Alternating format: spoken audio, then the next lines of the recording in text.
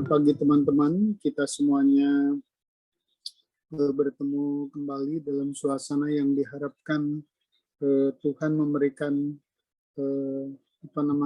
berkahnya kepada kita semuanya. Semoga yang sakit pun juga akan segera sembuh. Dan pada hari ini kita akan kembali untuk sharing tentang bagaimana tentang asuransi, serba-serbi asuransi. Nah, dalam hal ini kita akan menceritakan sedikit tentang proporsi dari pendapatan kita. Kita tahu bahwa dalam hal ini proporsi itu sangat tergantung dari orang itu mengalokasikan ke masing-masing pihak. Tapi paling tidak ini adalah sebuah informasi yang diharapkan bisa memberikan gambaran. Sebagai pembuka itu misalkan katakanlah seperti ini. Kita ini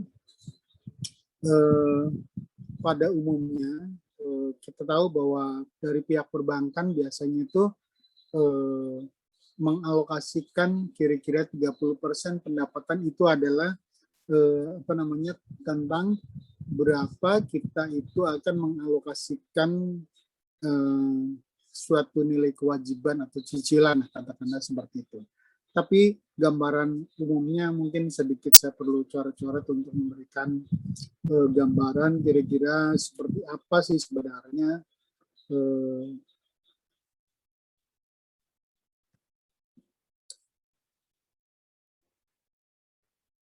Nah, ini kira-kira gambaran singkatnya seperti ini. Saya akan menggambarkan tentang katakanlah ini adalah proporsi dari total semuanya kira-kira 100% pendapatan kita. Berapa sih sebenarnya alokasinya? Buat teman-teman yang beragama Islam biasanya mengenal. Yang paling bawah saya gambarkan dulu lah. Ini adalah nilainya biasanya berkisar antara 2,5%. Ini adalah nilai zakat. Atau kita bisa menambahkan misalkan dengan kegiatan seperti sodako, ada sedekah dan sebagainya. Pokoknya yang sifatnya bersifat sosial. Nah, angka ini bisa saja berkembang menjadi lebih banyak sampai katakanlah 10%. Kira-kira seperti itu. Nah, setelah itu yang paling menjadi yang paling menjadi prioritas buat teman-teman semuanya adalah bagian yang kedua yang kita sebut kewajiban. Kewajiban itu nilainya bermacam-macam. Memang dari bank itu biasanya itu membuat angka 30%. Tapi ini tergantung dari kita. Biasanya kisaran 20-30% ini adalah alokasi yang dilakukan. Dan yang ketiga yang menjadi prioritas ketiga ini adalah yang berkaitan dengan dana darurat. Dana darurat itu biasanya itu range-nya sekitar antara 20-30%. Tergantung dari setiap orangnya. Dan sisanya mungkin di sini antara 40-60%. Ini adalah kebutuhan utama. Gambaran singkatnya adalah kira-kira seperti itu. Nah, ini tergantung angkanya ya. Setiap orang tidak sama karena masalahnya kebutuhannya juga tidak sama. Nah, setiap orang itu biasanya punya prioritas tersendiri. Nah, dalam hal ini, istilahnya saya sebagai agen asuransi dan juga istilahnya ya semacam financial coaching lah kira-kira seperti itu, menyarankan bahwa ada alokasi yang kira-kira gambarannya seperti ini. Nah, di mana masalah tabungan, asuransi, terus kemudian investasi dan sebagainya. Biasanya ini di area ini. Nah, di sini harus dibelah lagi menjadi 3. Ada tabungan, ada asuransi, ada investasi. Nah, kira-kira dari angka, katakanlah 30%. Mungkin tabungan 10%, asuransi 10%, kemudian investasi 10%. Mengapa hal ini perlu diberikan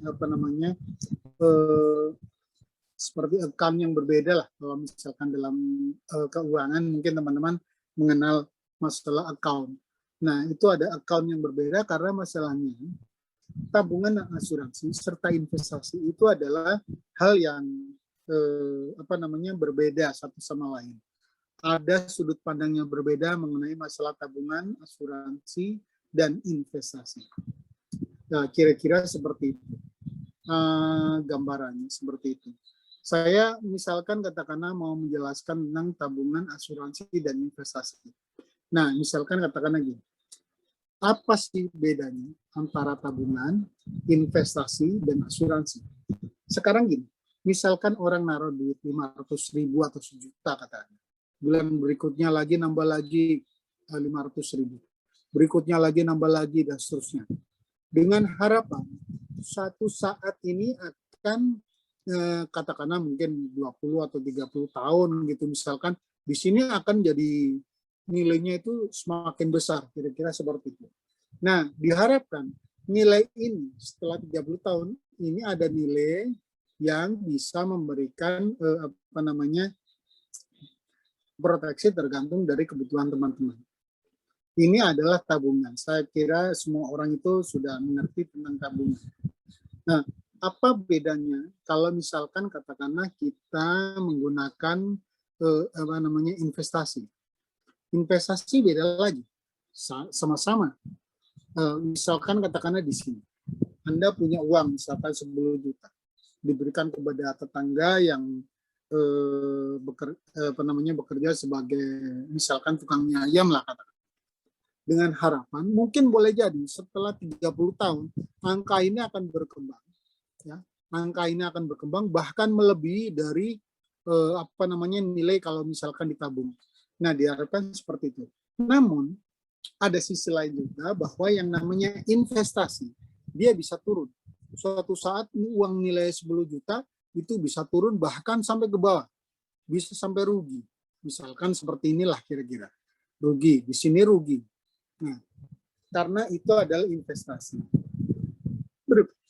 Berbeda lagi kalau misalkan kita berbicara tentang asuransi. Asuransi itu misalkan kondisinya seperti ini. Orang naruh duit, katakanlah berapa? 1 juta atau 3 juta dalam sebulan. Besoknya lagi naruh duit 1 juta. Besoknya lagi naruh duit 1 juta. Tiba-tiba bulan keempat terkena penyakit. Maka di sini ada yang mungkin teman-teman dari sesi yang lain saya pernah menyampaikan bahwa yang namanya asuransi adalah risk transfer atau risk sharing, kira-kira seperti itu.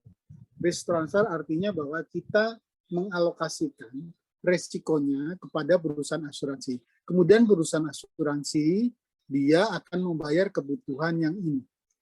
Kira-kira seperti itu. Berbedanya adalah kalau ditanya, Pak, uang preminya balik? Tergantung. Bisa balik, bisa tidak.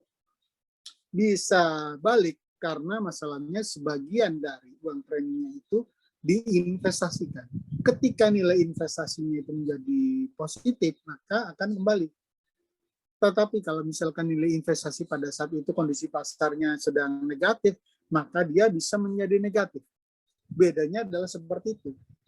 Terus menangnya apa? Kalau misalkan melakukan asuransi, karena ini sebenarnya bagian ini. Nah, ini bisa terjadi katakanlah cuma 4 bulan misalkan atau 1 tahun, kira-kira gitu.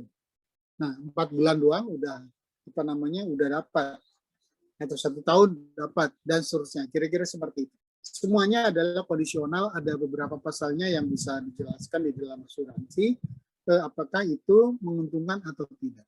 Nah, kira-kira adalah seperti itu. Jadi saya harapkan informasi ini cukup bagus buat teman-teman semuanya, dan diharapkan bahwa dengan informasi yang semacam itu bisa membantu tentang gambaran teman-teman semuanya.